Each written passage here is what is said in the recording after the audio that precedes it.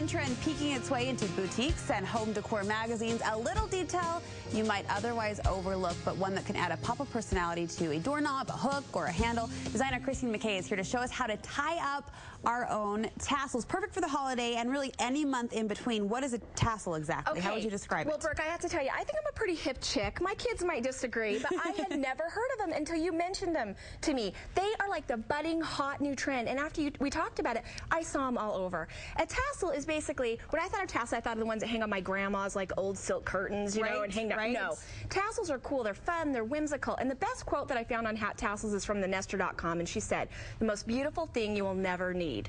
The most beautiful thing you will never need. Because you don't need them, but they're beautiful. I love that. Okay.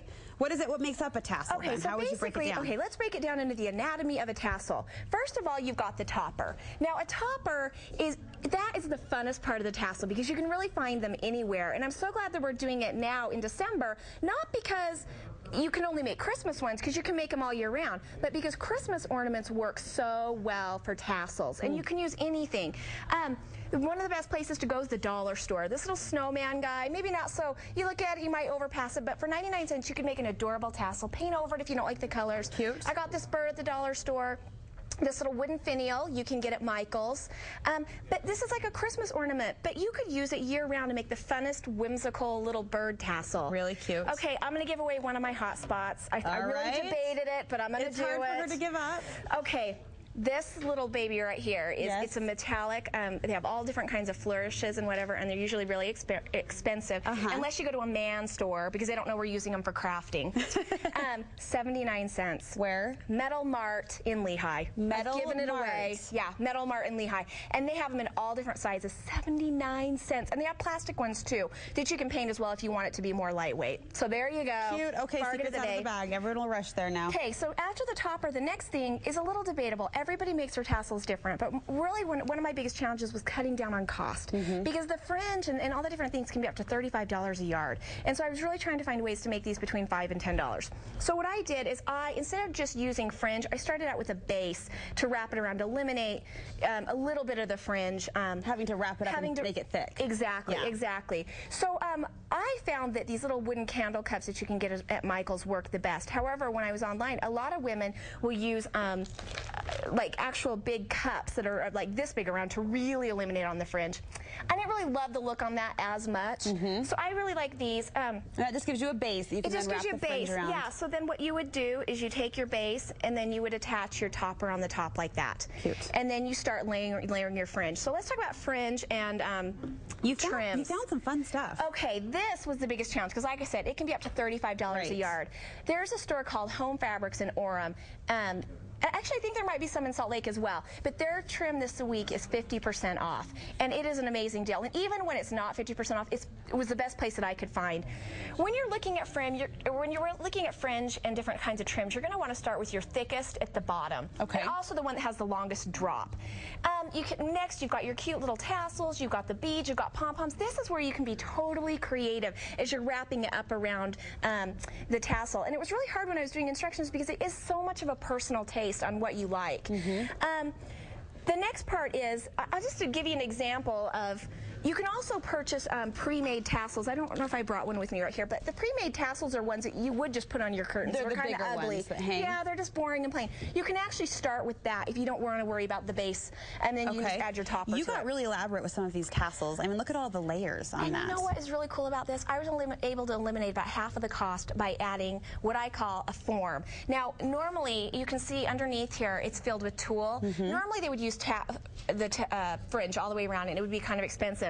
So what I bought is, if you like, well, let me just say, if you like the skinny ones like this guy right here, I'll let you hold that up. If you like the skinny ones like that, a lot of people do. Like I said, it's all about taste. I really like them fat, but the fatter they are, the more expensive. So I found I had to come up with a solution for a form to make it a little fatter without adding fringe. Is this a Slurpee cup lid? It's a Slurpee cup lid. Oh my gosh. Okay. So it worked out perfect. So what you do is you'll take your tassel and you just adhere that inside, and then to hide the Slurpee cup lid, you just add tulle, which everybody knows tulle is so expensive, and it still made it kind of a fun little elaborate look. Fluffy there on the bottom. Fluffy look.